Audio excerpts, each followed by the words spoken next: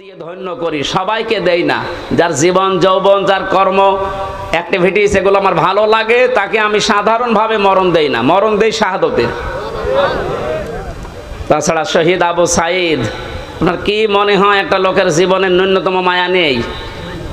চারটা গুলি খেয়েছে বুকে, তাও দাঁড়িয়েছিল, শেষে আর পারে নাই, পড়ে গেছে। আপনি একটা খান তো, শুধু শব্দ শুনলে পালাবেন। এরপরও কিছু মানুষ এখন কথা তুলছে না, সবাই পালায়, আরো নিচে বুক পেতে দেয়, আত্মহত্যা করেছে, শহীদ হয়নি। আহলে হাদিসের নাম নিয়ে যেই লোকটা এই কথা বলেছে, আহলে হাদিসের লোক না, একটা প্রতারক।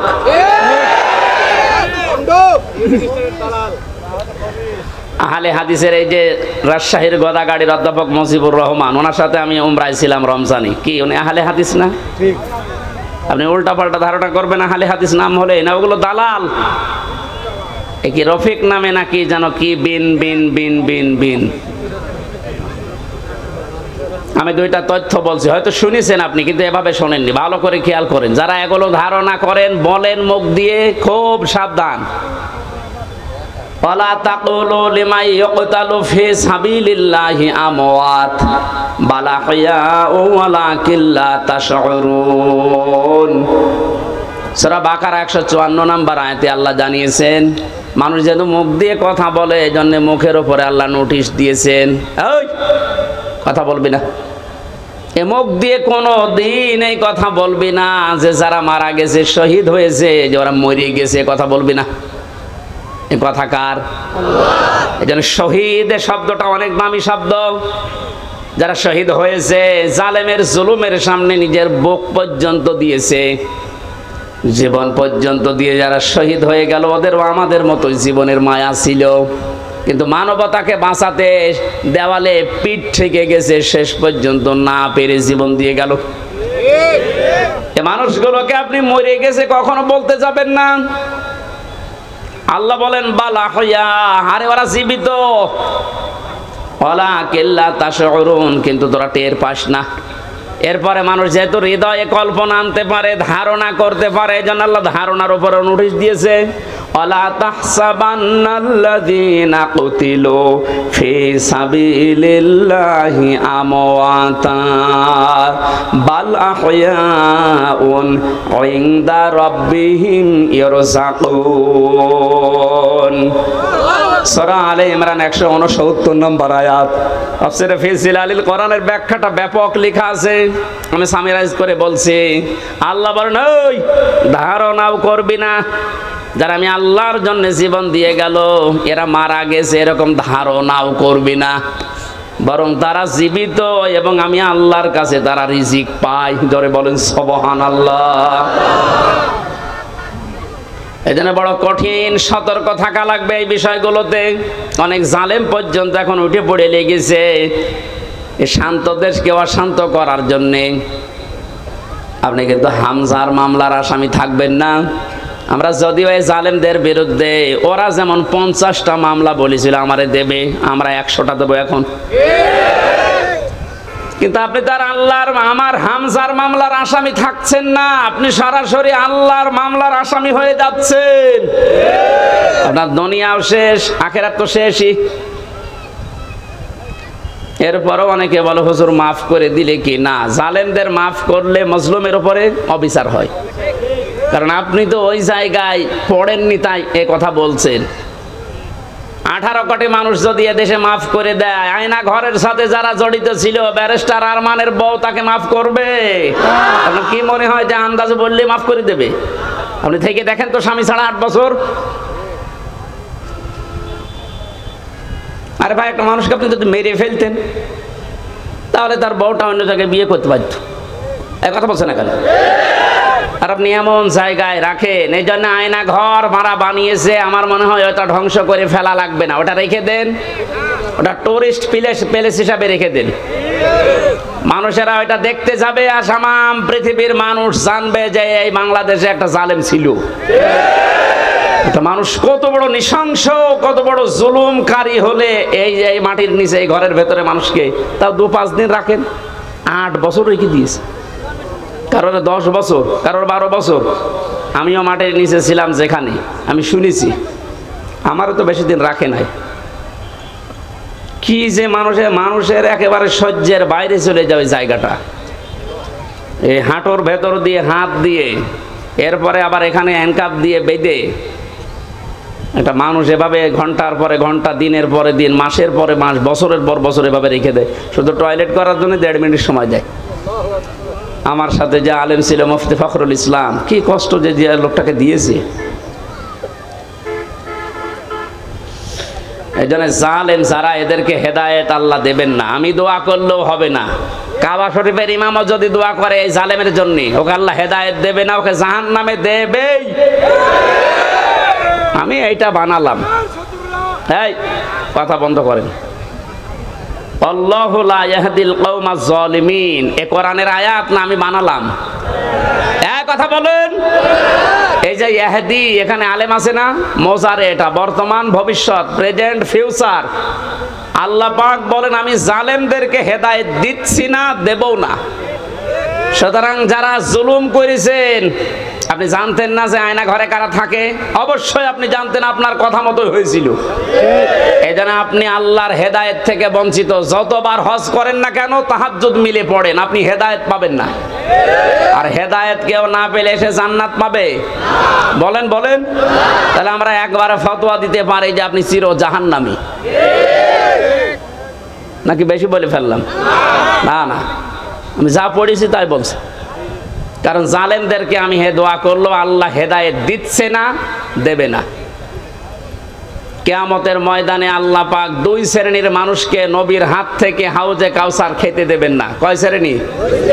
1 নম্বরে যারা ইসলামের ভেতরে নতুন নতুন বিষয় ঢুকিয়েছে, বেদাত বলে যারে, এদেশে সবচাইতে বেশি এটা।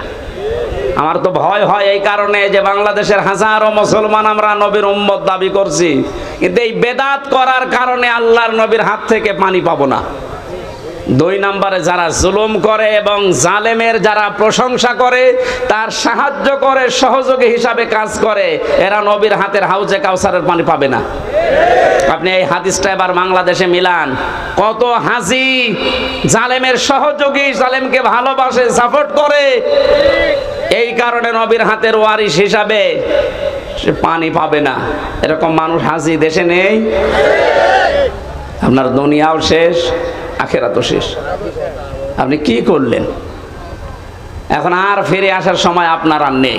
আপনি যা করেছেন এর হিসাব আপনাকে দেওয়া লাগবে, কারণ আপনি একেবারে সীমানার বাইরে চলে গেছেন। যে সমস্ত পাপের কারণে আল্লাহ দুনিয়ায় শাস্তি নাজিল করে, তার ভেতরে অন্যতম পাপ, মানুষ যখন সীমা লঙ্ঘন করে ফেলে, তখন আল্লাহ 8 প্রকার শাস্তি দুনিয়ায় দেয়। আমি একটা একটা করে কোরআন দিয়ে ওইদিকে যাবো ইনশাল্লাহ। আপনারা আছেন তো ময়দানে? নিয়ামতের শুকরিয়া আদায় যদি করতে চান, তাহলে মুখ দিয়ে বলেন যে হ্যাঁ, এটা নিয়ামত। এটা বিশাল একটা পাথর বুকের উপর থেকে আল্লাহ নামিয়ে দিলেন, এটা কি? কিন্তু যারা স্বীকার করছে না, এখনো অনেক জালেম নেই যে স্বীকার করছে না, এখনো পর্যন্ত এই দুর্বিসন্ধিতে লিপ্ত আছে।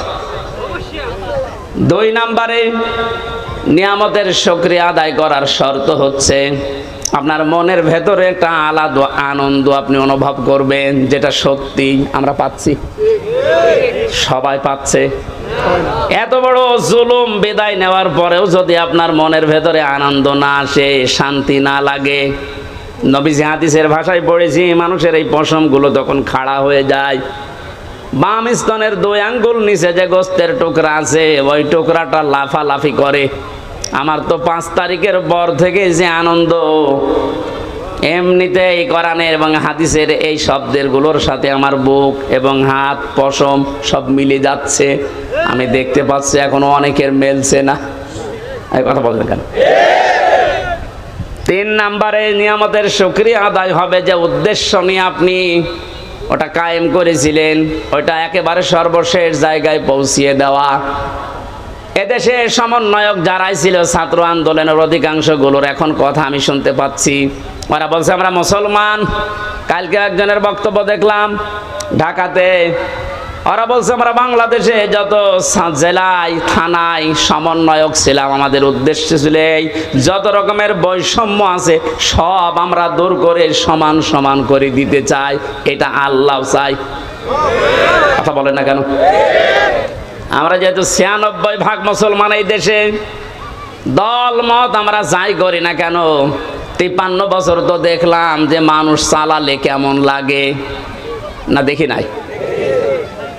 বাবা চালিয়েছে কেমন লাগে আমরা দেখেছি, স্বামী চালিয়েছিল কেমন লাগে আমরা দেখেছি, চাচা চালিয়েছে যেভাবেই হোক দেখেছি, বুবু চালিয়েছিল, ভাবি চালিয়েছে। শুধু এখন দেখতে বাকি আছে কোরআন দিয়ে দেশ চললে কেমন দেখা যায়। আপনি সমন্বয়ক যত আছে আমার মনে হয় যদি 500 জন থাকে, 498 জন এই কথা বলতে বাধ্য হবে যে আমরা বৈষম্য দূর করার জন্য আন্দোলন আরম্ভ করেছিলাম, আর এটা দূর করার জন্য কোরআন ছাড়া অন্য কোনো নিয়ম দুনিয়ায় নেই। অন্য নিয়ম আসলে আবার বৈষম্য শুরু হবে। কোরআনে কারিমে কোনো বৈষম্য আছে? নেই। নেই যে এটার প্রমাণ কি? আফালা ইয়াতাদাব্বারুনাল কুরআন ওয়ালাউ কানা মিন ইনদি গায়রিল্লাহি লাওয়াজাদু ফীহি ইখতিলাফান কাসীরা। এটা বৈষম্য বিরোধী আয়াত। আল্লাহ পাক বলেন সূরা নিসার 82 নম্বর আয়াতে আছে, 5 পারার 10 পৃষ্ঠা 3 নম্বর লাইনে রব্বুল আলামিন বলেন, কি হয়েছে তোদের? আমার কোরআন নিয়ে কেন চিন্তা ভাবনা করো না? আমি কোরআনে এমন কোন বক্তব্য দেইনি যে একটার সাথে আরেকটা মেলে না। আল্লাহর কোরআনে আপনি এমন কোন বক্তব্য পাবেন না যে আজকে দিলাম এই 2 দিন পরে ওইটার সাথে আর আগের কথার মিল নেই, এমন কোন বক্তব্য কোরআনে আছে? আরো জোরে বলেন। সুতরাং এই দেশে যে বৈষম্য সত্যি সত্যি আমরা দূর করে নিয়ামত যে এটা প্রমাণ করতে চাই, সময়ের এখন সবচাইতে বড় দাবি হচ্ছে আল্লাহর এই কোরআনকে এখন এই দেশে কায়েম করা। এইটার বিরুদ্ধে আছেন কারা? হাত তোলেন তো।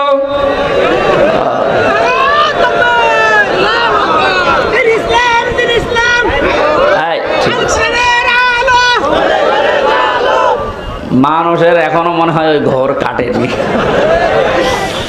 আমার মনে হয় আমান আজমি ভাই এই যে জেল কি আয়না ঘর থেকে এসে এখনো যেমন স্বাভাবিক হতে পারেনি, ব্যারিস্টার আরমান আয়না ঘরে 8 বছর থাকার পরে এখনো উনি স্বাভাবিক হতে পারেনি, আমিও জেলখানায় 3 বছর, আমি এখনো স্বাভাবিক না।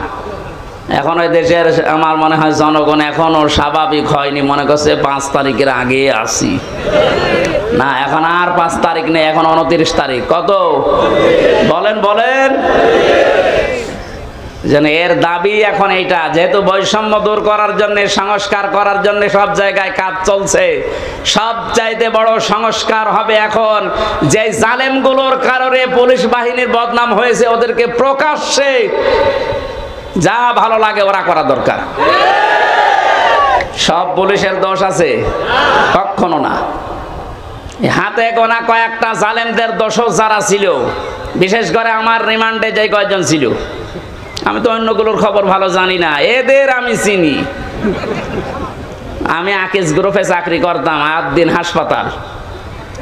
এই শয়তানরা আমারে তুলে নিয়ে টাকা খাবে বলে ওই মালিককে এখন এই 5 তারিখের আগেও টাকা নিয়েছে। আমার মামলার আয়োজক ছিল মিজানুর রহমান, এই মাদারীপুরে ট্যাকের হাটে বাড়ি, এরে খুঁজে বেড়াচ্ছে, যদি পায় এরে পিটিয়ে মেরে ফেলবে। আমার কুষ্টিয়াতে আমাদের সামনে 14 জন মানুষকে একদিনে মেরেছে, 5 তারিখে একদিনে। দারোগা সাহেব আলী, কুষ্টিয়ার মানুষ যদি ওর চেহারা পায় কি যে করবে মানুষ, কারণ যারা মারা গেছে সব আমার বাড়ির আশপাশে।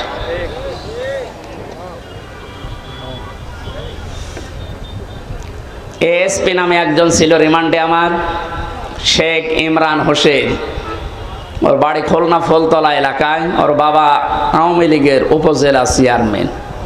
ওরাও খুঁজে বেড়াচ্ছে, কারণ 5 তারিখের আগে পর্যন্ত নাকি এরা টাকা নিয়েছে। স্যার আজকে আমারে কল দিয়েছিল, হুজুর 5 তারিখের আগেও আমার কাছে টাকা নিয়ে গেছে। এখনো যদি 5 তারিখ না আসতো মনে হয় আরো টাকা চাইতো। সুতরাং ওদেরকে আপনি ক্ষমা করবেন কি? কোন জিনিস দেখে? এই শয়তানগুলোর কারণে আজ হাজার হাজার পুলিশ এখনো পর্যন্ত ভয়ে আছে, বের হচ্ছে না বাইরে। এই জন্য এই বাহিনীর সবার দোষ না, যাদের দোষ এইগুলোকে এখন এই বাহিনীর সামনে এনে দেওয়া দরকার, যে নে যা পারবি ফুটবল খেল। কালকে ইনোরে একটা লাথি দেয়নি একজন? সম্মানিত ভাইরা, আমি যেটা বোঝাতে চাচ্ছিলাম, যেহেতু সংস্কার আরম্ভ হয়েছে আর এইটা করার জন্য ওনারা আন্দোলন করেছিল, সুতরাং সংস্কার খুব তাড়াতাড়ি করেন, নয়তো জালেমরা কিন্তু বসে নেই। ওরা একটা একটা করে ইস্যু তৈরি করবে, আবার অশান্ত করার চেষ্টা করবে।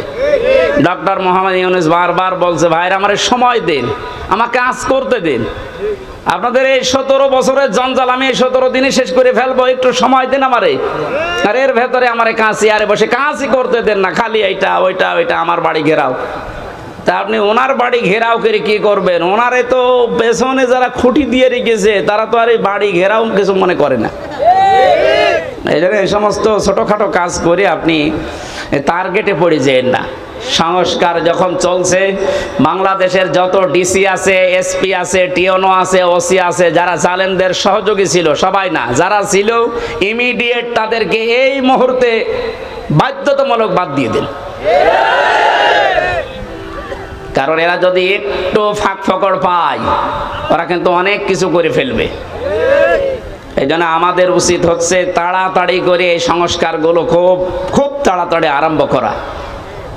ডক্টর আসিফ নজরুল সাহেব উনি ঘোষণা কালকে দিয়েছে যে খুব তাড়াতাড়ি এটা করা হবে, একটু তাড়াতাড়ি করেন, নয়তো এখনো ঝামেলা কাটছে না। আমরা নিয়ামতের শুকরিয়া আদায়, যে 3টা পদ্ধতি শুনলাম, মুখে স্বীকার করা, অন্তরে আনন্দ পাওয়া, আর যে উদ্দেশ্য নিয়ে এটা করেছে ওই উদ্দেশ্যটা এখন এই সংস্কারের মাধ্যমে কায়েম করা। আল্লাহ আমাদেরকে এভাবে নিয়ামতের শুকরিয়া আদায় করলে আমরা যেটা চাই ওইটা আল্লাহ আরো বাড়িয়ে দেবে। ওয়ালাইন কাফারতুম, যদি না শুকরি করেন, যদি না বোঝার ভান করে থাকেন, যদি এবার ভুল করেন, এই ভুল কিন্তু আর শুধরানোর জায়গা থাকবে না। আর ইন্না আযাবিলা শাদীদ, আল্লাহর আযাব শাস্তি বড় কঠিন। আল্লাহ তুমি আমাদেরকে এই আয়াতটা এক্ষুনি বাস্তবে মেনে নেওয়ার তৌফিক দাও, বলেন আমিন। দরুদ আর সালাম পড়ি আমাদের নবী মুহাম্মদ রাসূলুল্লাহর উপরে সাল্লাল্লাহু আলাইহি ওয়াসাল্লাম। আমার আজকের আলোচনার বিষয় হচ্ছে এই যে আযাব গজবগুলো একটা একটা করে এখনো থামছে না, আসতে আছে। এগুলোর কারণ ব্যাখ্যা করব আজকে কোরআন দিয়ে। সূরা রুম 41 নম্বর আয়াত। কত নাম্বার? আল্লাহ রাব্বুল আলামিন বলেন, আউযু বিল্লাহি মিনাশ শাইতানির রাজীম, বিসমিল্লাহির রহমানির রহিম। ظهر الفساد في البر والبحر بما كسبت أيدي الناس ليذيقهم بعض الذي عملوا لعلهم يرجعون صدق الله العظيم। আল্লাহ পাক বলেন, জলে স্থলে যে বিপদ আপদ মুসিবত, যে গজবগুলো দেখতে পাচ্ছ, সব কিন্তু তোমাদের হাতের কামাই করা বস্তু। আমি এগুলো দিতে চাই না। ওমা সাবাকুম মিন মুসিবাতিন ফাবিমা কাসাবাত আইদিন নাস ইলা আখিরি আয়াত। সূরা শুরার ভেতরে আল্লাহ জানিয়েছেন, যত অপরাধ করো, আমি যদি সব পাপের শাস্তি দুনিয়ায় দিতাম, শ্বাস করার সময়ও পেতে না। আমি আল্লাহ আমার দয়ার কারণে অধিকাংশগুলোই মাফ করে দেই, আর কিছু শাস্তি তোমাদের পাপের জন্য একটু মজা চাকাই। কেন চাকাই জানো? লিউযিকহুম, এই শাস্তিগুলো তোমাদের উপরে আমি দিয়ে লাআল্লাহুম ইয়ারজিউন, আমি আশা করি তোমরা ফিরে আসবে। ও বাংলার জনগণ, পাথর নেমে গেছে বলে আপনি আবার উচ্ছৃঙ্খল হয়ে যাবেন না। কারণ উচ্ছৃঙ্খল যারা, যে মানুষগুলো জালেম, যারা মানুষের অধিকার নষ্ট করে, ওই মানুষগুলোকে আল্লাহ পছন্দ করে না, করবেও না। আমরা যেন সংশোধন হওয়ার নিয়ত যখন এসেছি, পাপের এই কারণগুলো আগে আবিষ্কার করা। প্রতিটি যুগে যুগে আমরা দেখেছি আল্লাহ যে আযাবগুলো নাজিল করেছিলেন তার কিছু কিছু কারণ পেয়েছি। সূরা আনকাবুতের 40 নম্বর আয়াতের ব্যাখ্যা, আল্লাহ পাক বলেন ফাকুল্লান আখাযনা বিযামবিহি ফামিনহুম মান আরসালনা আলাইহি হাসিবা ওয়া মিনহুম মান আখাযাতুহুমুস সাইহাতু ওয়া মিনহুম মান খাসাফনা বিহিল আরদা ওয়া মিনহুম মান আগরাকনা ইলা আখিরি আয়াত। আমি প্রত্যেক যুগে পাপীদের পাপের কারণে আমি তাদেরকে তাদের অপরাধের কারণে আমি পাকড়াও করেছিলাম। কাউকে আমি বৃষ্টির ভেতরে বৃষ্টি দিয়ে দুনিয়া থেকে বিদায় দিয়েছি, কাউকে পাথরের বৃষ্টি, কাউকে আমি আল্লাহ বন্যা দিয়ে দুনিয়া থেকে বিদায় দিয়েছি। এরকম ৮-৯টা শাস্তির কথা আয়াতের ব্যাখ্যায় আমরা পেয়েছি। এখন যেহেতু বন্যা চলছে, কি চলছে? যদিও আমার যতটুকু ধারণা বা বাস্তবতায় যা দেখছি, এর জন্য এককভাবে দায়ী আমাদের এই প্রতিবেশীরা। ওরা আমাদের যখন ডাকবে তখন দেয় না, যখন আমরা নিজেরাই ডুবে যাই তখন ছাড়ে। কি একটা আশ্চর্য প্রতিবেশী আল্লাহ আমাদেরকে দিয়েছেন। আর এই প্রতিবেশী নিয়ে অনেকে গর্ব করে। প্রতিবেশী যদি প্রতিবেশীর মতো না হয়, তাদের বিরুদ্ধে আল্লাহ পাক নিজে অভিযোগ দায়ের করবেন। সুতরাং আপনারা প্রতিবেশী হিসাবে যা করছেন, এটা প্রতিবেশীর কাজ না। আমরা তাফসিরে হাদিসে এমনও পেয়েছি, প্রতিবেশীর মর্যাদা মূল্য এত বেশি, নবীজি বলতেন মাঝে মাঝে যে জিবরাইল যেভাবে প্রতিবেশীর কথা আমারে শোনায়, আমার তো মনে হচ্ছে যে আমার জমি জায়গা আবার প্রতিবেশীকে দিয়ে দেয়া লাগে কিনা। এত হক, এত অধিকারের কথা জিবরাইল এসে প্রতিবেশীর বিষয়ে নবীকে জানাতেন। আর আমরা কি কপাল নিয়ে আসলাম, প্রতিবেশী একটা পেয়েছি, কন্যা দিয়ে দিলাম, তারপরও বন্যা দিয়ে শেষ করে দিচ্ছে। এটা আর কি দেব? যিনি বলেছিলেন যা দিয়েছি ভোলার মতো না, কোনোদিন ভুলতে পারবে না, তাকেই তো দিয়ে দিলাম। কন্যা দেওয়ার পরে যদি বন্যা খাওয়া লাগবে, জানতাম যে কন্যা জীবনও দিতাম না। হেলিকপ্টারের মালিককে বলে দিতাম যে ভাই ওইদিকে না, যে অন্যদিকে যান। প্রতিবেশী আপনারা কিন্তু টার্গেট হয়ে যাচ্ছেন আল্লাহর। তারপরেও যেহেতু প্রতিবেশী, আপনাদেরকে আহ্বান জানাচ্ছি, আপনাদের মানবিক যে দিকগুলো আছে একটু ফুটিয়ে তোলেন। কি অবস্থা এই 12-13টা জেলার, যে অবস্থা দেখতে পাচ্ছি সহ্য করার মতন। আমার যেহেতু অনুষ্ঠানগুলো বিভিন্ন প্রান্তে নেওয়া আছে, এই জন্য সবসময় আমি যেতেও পারছি না। অর্থনৈতিকভাবে যতটুকু আমার সামর্থ্য আছে আমি চালাচ্ছি কাজ। বাংলাদেশ জামাতে ইসলামী কুষ্টিয়া জেলা শাখার পক্ষ থেকে ওনারা খরচ করে যাচ্ছে। আমি আহ্বান জানিয়েছি, আমার জেলার ভেতরে যারা আছেন সঠিকভাবে যদি এই মানভাষী মানুষকে কিছু দিতে চান, অন্যের হাতে দিলে হয়তো 2 নাম্বারই হতে পারে। আমার যতটুকু বাস্তবে দেখা, এদের হাতে দেন, সঠিক জায়গায় পৌঁছিয়ে যাবে, যাচ্ছেও তাই।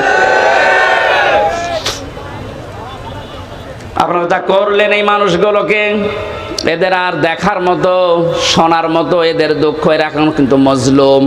আর আমরা জানি ইত্তাকি দাওয়াতাল মাজলুম ফাইন্নাহা লাইসা বাইনাহু ওয়া বাইনাল্লাহি হিজাব। আল্লাহ পাক বলেন পৃথিবীর মানুষেরা আর যাই করো না কেন, মজলুমের বরদুয়া থেকে নিজেকে বাঁচিয়ে রাখবা। খুব ভয়ঙ্কর বিষয়টা।